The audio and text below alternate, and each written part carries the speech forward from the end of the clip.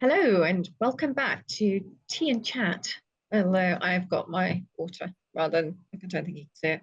Um, Ellie and I wanted to talk about separation anxiety, and I think for a lot of parents, they have witnessed this, particularly the parents who come to us for assessment.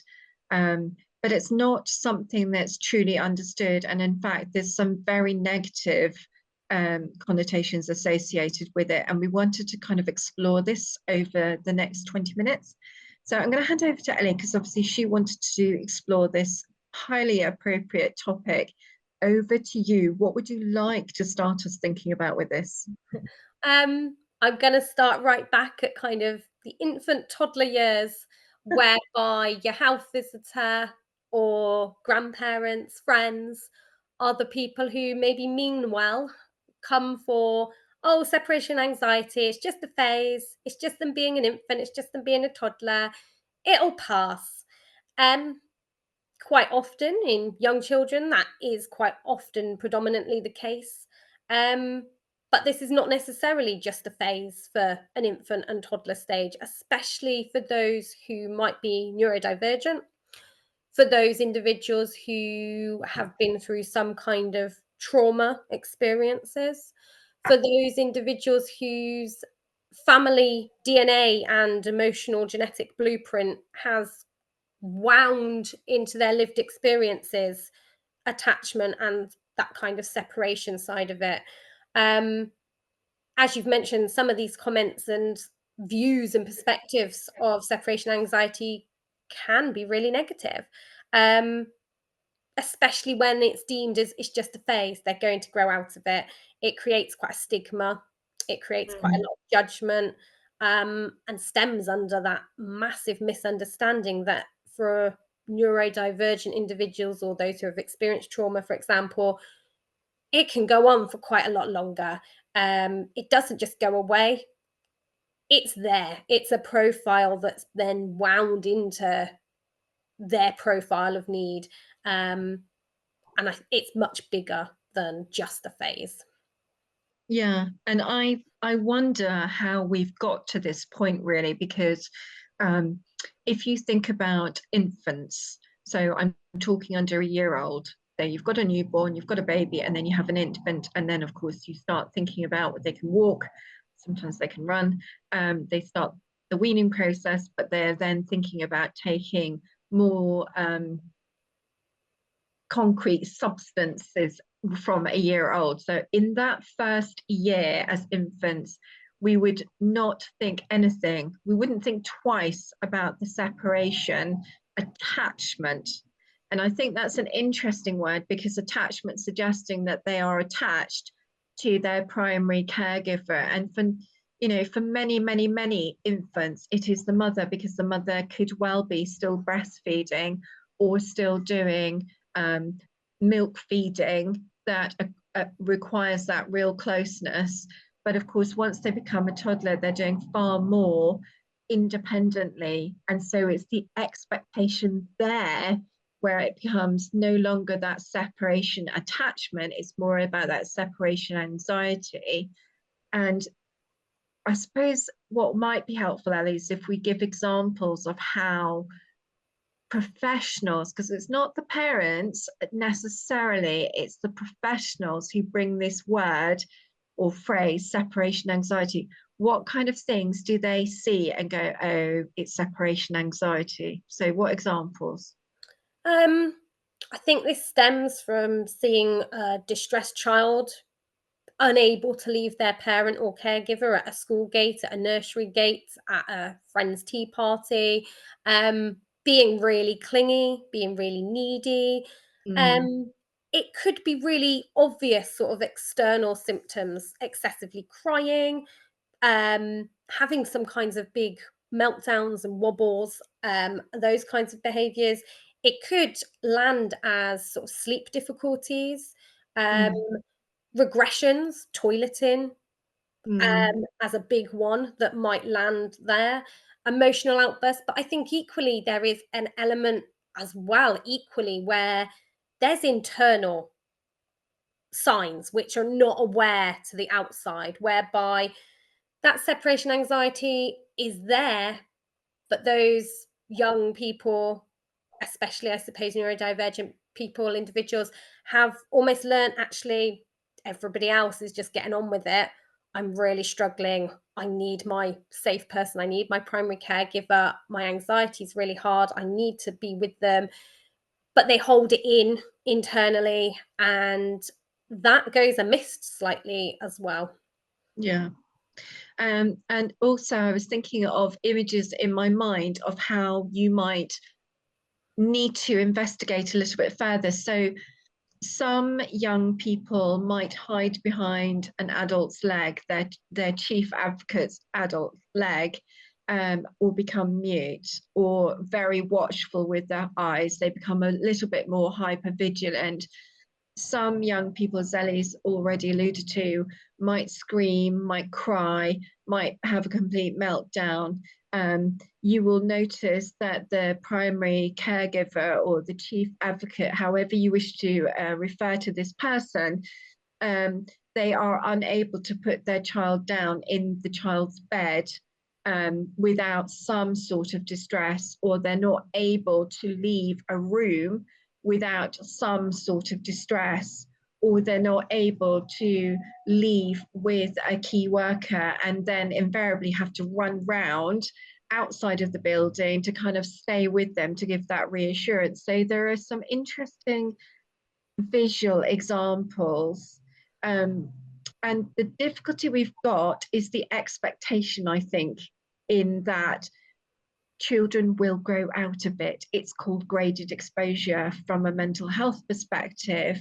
But this idea, this understanding, and this expectation is that children go to nursery, they're going to be separated from their primary caregiver, but they're going to get used to it. And actually, you know your child better than anybody. A lot of parents can acutely tune themselves to different types of crying noises and can figure it out very swiftly, whether that's a yes, okay, I'm upset, or I'm tired, or I'm irritable, or I'm hungry, to please don't leave me. And some can be far more subtle than others. So I remember a mum telling me that their child was on stage and she could see fear in the child, and the child not able to focus on anything or anyone, just literally on automatic pilot. And of course, afterwards, that really distressed the child, so much so that they couldn't go back to school. And this was in the sort of either reception or primary one. So there's a few clues, isn't there, Ellie, that really help us tune into it. But the expectation is that the child will get used to it. And what educational professionals particularly don't appear to appreciate is that if you're not tuned in enough, one day it no longer will be graded exposure, it will become trauma. And Yeah. they're not trained in that, are they? No, and I think, you mentioned the word expectations. There's definitely a big part of that. And I think it links to society norms. We live in a world whereby those children should be separated. That's the perspective and view of society.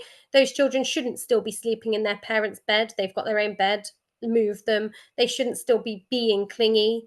Um, and we live in this way where those societal norms seem the thing, the expectation, and that's not necessarily the reality, especially for those neurodivergent children who have a fear of being apart. They need Mm. that safe, that trust, that predictability. It can increase from having, lots of neurodivergent people and autistic young individuals might have a real big difficulty struggling to understand time, transitions, have communication difficulties, struggle with changes in routine, sensory changes in their environment, whereby that safe person, often the primary caregiver who advocates for them, is really, really necessary to feel safe and trusted. And for a child with PDA, pathological demand avoidance, I think that separation anxiety hits the next level. That Yeah. safe, trusted, consistent person, even if they're just on the periphery of a room, but that person knows they're just there. They're right there if I need them. I've got them as a safety net. They're there. It supports the regulation, the comfort, the anchoring, the grounding them. It's someone they know, they full trust, they feel supported, and they can feel as safe in their environment as possible. Without that person there, they quite often don't feel as safe, as secure. They've lost their anchor. And I know, that's big for a lot of neurodivergent profiles, but that PDA side, it definitely hits again as the next level. Mm. And the difficulty, again, you and I deal with PDA on a daily, sometimes minute by minute situation. But for many, many, many people, they cannot or will not accept PDA as a typical, and it's not public displays of affection, it is pathological demand avoidance. And while some people cannot and will not accept PDA, because it's not in the DSM Bible and it's not in the NICE guidelines for the UK, they do consider that oppositional defiance disorder is accepted, but actually there are some questions that are identical in both oppositional defiance disorder and PDA. And regardless of whether it's ODD or whether it's PDA, you have to see it and understand it as being a reliably unpredictable beast of anxiety. And it's not just, okay, separation anxiety, with a bit added on. It's two separate types of anxiety. And whilst one is really predictable and understandable because you're very dependent on that primary carer looking out for the possible difficulties to try and smooth your way, the PDA just is waiting for an opportunity to have that unpredictable slight change to then jump in and take over. And if for a lot of people, they just don't understand that. So, my job, if anything, in this tea break is to kind of really think about that. They're two different things.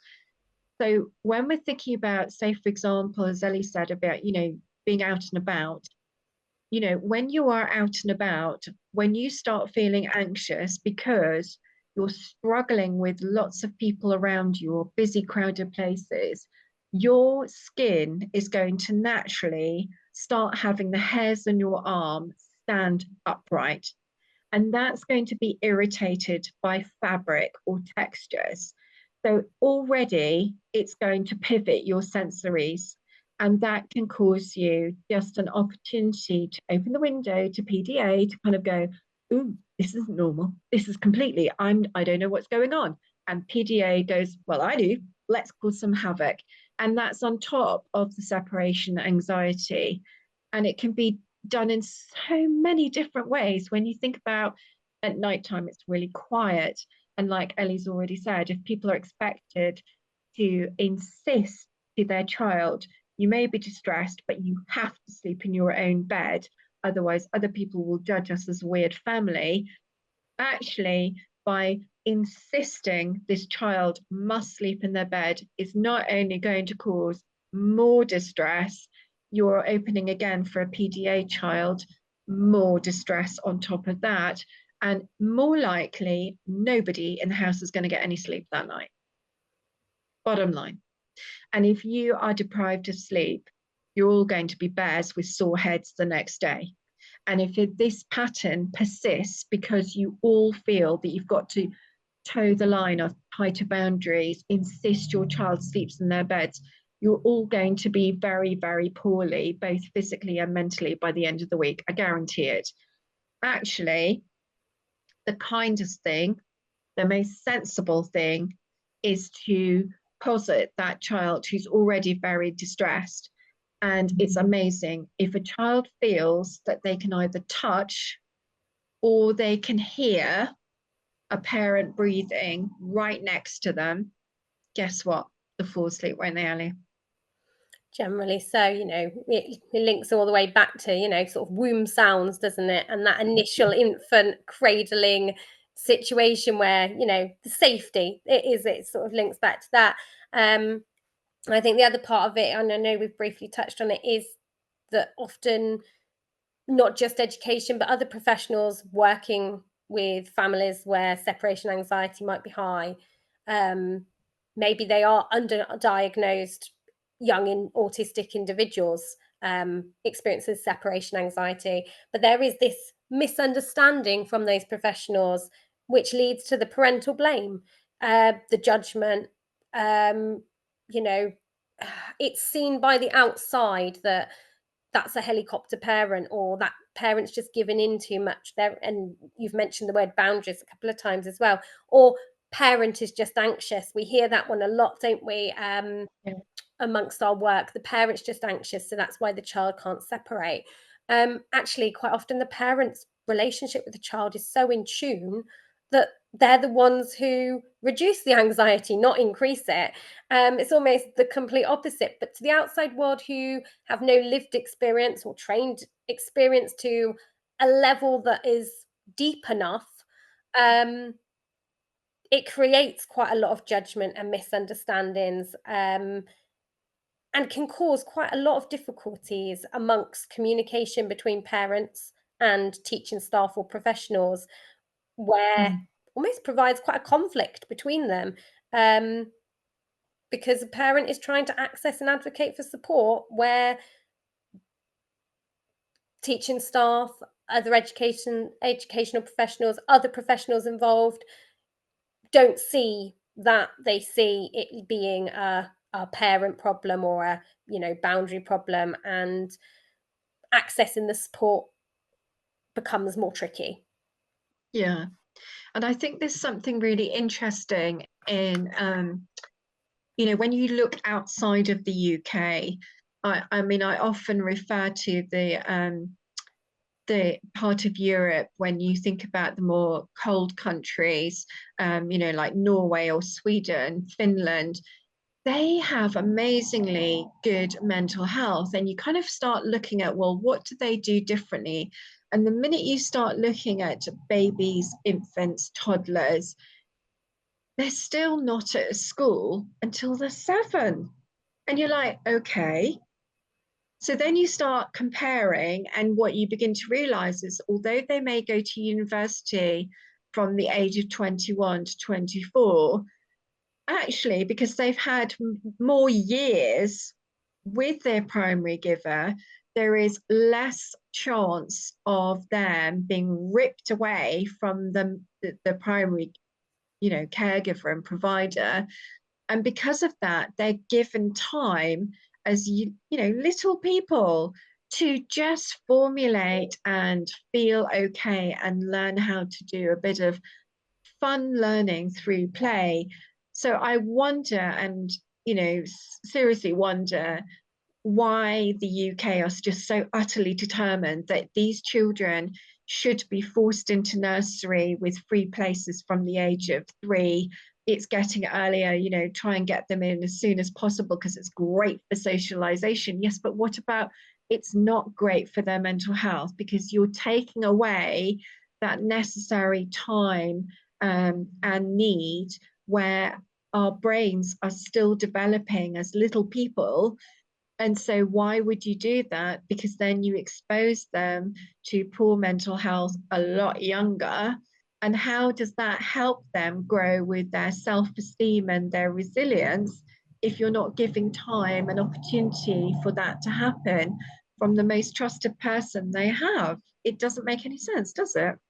Yeah. And the next level again then is those who have this as a longer ongoing need, with separation anxiety, children, young individuals, even leading into adults, all the way through. That separation anxiety for somebody with needs with their communication, their environment, Mm. that separation anxiety stems even longer. So that initial input and support and trusted person and primary caregiver is really important. And then filtering that really slowly to somebody else and somebody else and somebody else, so that you've almost got a really key supportive network of familiar people that you can branch your separation anxiety to that you've still got a safety net. You have got a safety Mm. net of support.